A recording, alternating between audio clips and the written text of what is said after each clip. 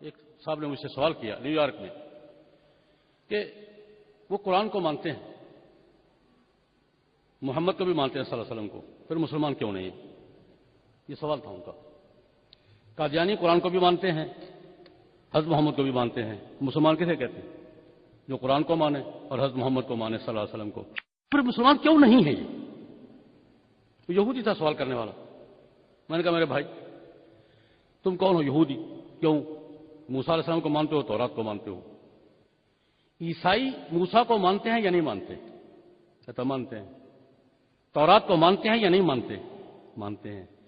میں نے کہا عیسائی جو ہیں موسیٰ علیہ السلام اور تورات کو ماننے کے باوجود یہودی نہیں ہیں، اگر وہ یہودی ہونے کا کلیم کریں گے تو مانو گے؟ نو۔ کیوں؟ کہتے ہیں کہ وہ تورات کو بھی مانتے ہیں، موسیٰ کو بھی مانتے ہیں، لیکن اس کے بعد ایک اور نبی کو مانتے ہیں، ایک اور کتاب کو مانتے ہیں۔ بے شک مانتے پھر ہیں تورات کو، بے شک مانے وہ موسیٰ علیہ السلام کو، لیکن ان کے بعد وہ انجیل کو بھی مانتے ہیں اور عیسیٰ کو بھی مانتے ہیں، اس لیے وہ یہودی نہیں ہیں۔ میں نے کہا آگے چلو۔ عیسائیوں کے بعد میں مسلمان ہوں الحمدللہ، تورات کو بھی مانتا ہوں، موسیٰ کو بھی مانتا ہوں، عیسیٰ کو بھی مانتا ہوں، انجیل کو بھی مانتا ہوں۔ اگر خدا نہ کرے میں مثال کے طور پر کروں، میں کلیم کروں کہ میں یہودی ہوں، مانو گے؟ اگر نہیں، اس لیے کہ تم عیسیٰ اور انجیل کے بعد ایک اور نبی کو مانتے ہو، محمد کو مانتے ہو، قرآن کو مانتے ہو علیہ الصلوات والتسلیمات۔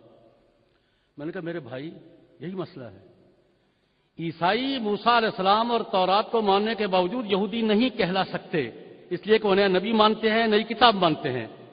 مسلمان موسیٰ علیہ السلام اور تورات اور عیسیٰ علیہ السلام اور انجیل کو ماننے کے باوجود نہ یہودی کہلا سکتے ہیں نہ عیسائی کہلا سکتے ہیں۔ کیوں؟ ان کے بعد وہ حضرت محمد کو مانتے ہیں اور قرآن کو مانتے ہیں۔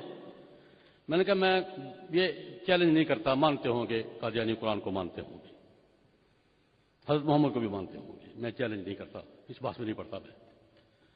لیکن جس اصول پر پہلا تسلسل چل رہا ہے وہ حضرت محمد صلی اللہ علیہ وسلم کے بعد اور قرآن کے بعد مرزا غلام احمد کو نبی مان کر اور اس کی کتاب تذکرہ کو وحی مان کر وہ مسلمانوں میں شامل نہیں ہے۔ اگر حضرت عیسیٰ اور انجیل کو ماننے والے الگ مذہب ہیں، حضرت محمد صلی اللہ علیہ وسلم اور قرآن کو ماننے والے الگ مذہب ہیں، تو اس کے بعد کسی بھی نبی اور کسی بھی وحی کو ماننے والے الگ مذہب ہیں۔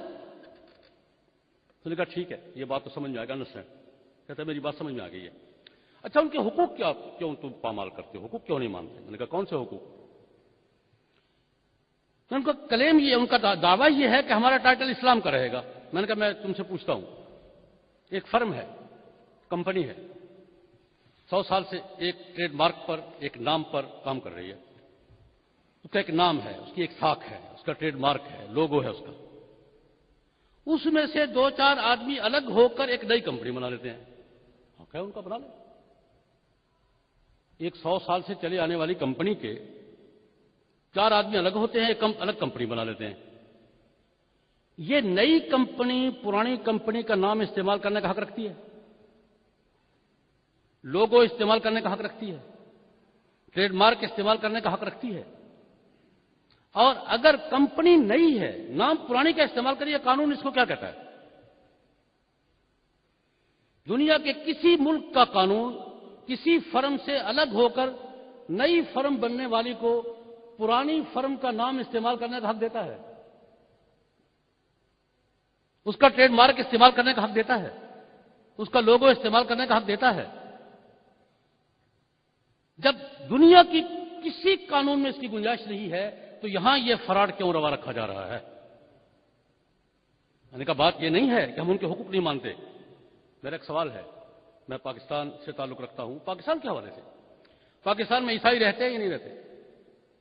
یہودی رہتے ہیں یا نہیں رہتے؟ سکھ رہتے ہیں یا نہیں رہتے؟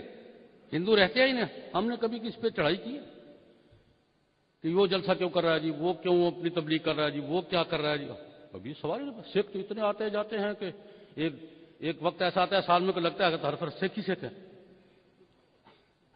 سال میں ایک ایسا موقع آتا ہے کہ ہر طرف پگڑیاں ہی پگڑیاں نظر آتی ہیں۔ کبھی کسی عالم دین نے سوال اٹھایا ہو؟ سوال یہ ہے کہ عیسائیوں پر سوال کیوں نہیں ہے، یہودیوں پر کیوں نہیں ہے، سکھوں پر کیوں نہیں ہے، ہندوؤں پر کیوں نہیں ہے، قادیانیوں پر کیوں ہے؟ وہی بات جو حضرت مولانا عبدالحفیظ مکی دامت برکاتہ نے فرمائی تھی، میں اپنے انداز میں کر رہا ہوں کہ ہندو اپنے آپ کو ہندو شو کر کے بات کرتے ہیں، وہ ہمارے حقوق پہ کلیم نہیں کرتے. ہندو اپنے حقوق کے دائرے میں رہتے ہیں، سکھ اپنے حقوق کے دائرے میں رہتے ہیں، ہمارے حقوق کلیم نہیں کرتے.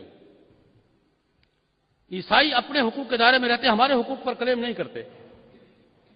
قادیانی اپنا سٹیٹس تسلیم نہیں کر رہے اور ہمارے حقوق اپنے نام الاٹ کرانا چاہتے ہیں. یہ کیسے ممکن ہے؟ یہ کیسے ہو سکتا ہے؟